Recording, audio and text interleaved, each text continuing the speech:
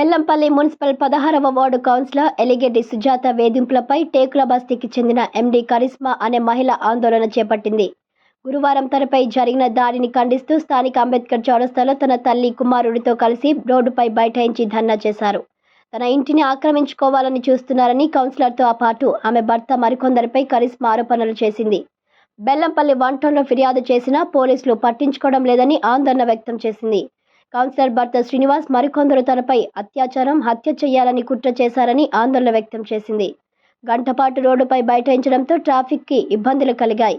Councillor Sujatha వారి అనుచరులతో తన కుటుంబానికి ప్రాణహాని ఉందని కరిస్మా భయాందోళన చెందుతుంది. ఎందుకంటే ట్రాఫిక్ ఉంటుంది కదా మాకు.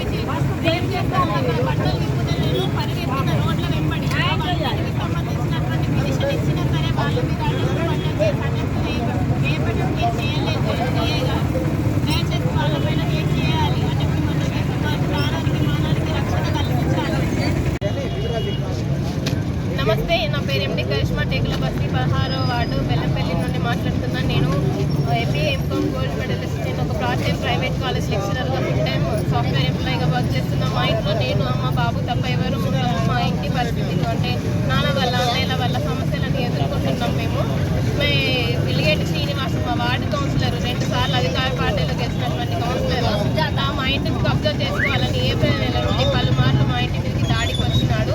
నిన్న నన్ను కత్తితో చంపడానికి ప్రయత్నించినారు. 4 ఆడవాళ్ళు పై చేతులు పట్టుకుని, 4 వాళ్ళ చేతులు పట్టుకుని కత్తితో చంపే ప్రయత్నం చేయగా నేను తప్పించుకోగా నాకు కత్తి గాట్లు ఈ విధంగా తాకినాయి.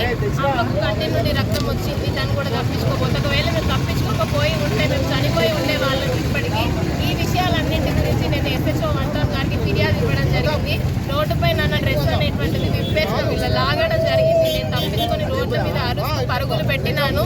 ఈ విషయాలన్నీ ఎస్హెచ్ఓ 1 టౌన్ గారికి కంప్లైంట్ ఇచ్చినాను. కానీ వాళ్ళు అటెంప్ట్ రేప్ కేసు కానీ, అటెంప్ట్ మర్డర్ కేసు కానీ నమోదు చేయలేదు.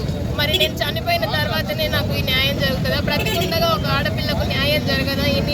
ఈ దిశ, నిర్భయ, ఈ కేసులన్నీ వచ్చినాయి. ఇవన్నీ చట్టాలు ఎందుకు? కాపాడడానికి కాదా? చనిపోయిన తర్వాత క్యాండిల్ ర్యాలీ తీయడానికి మాత్రమేనా? బ్రతికున్నప్పుడు న్యాయం చేయడానికి కాదా?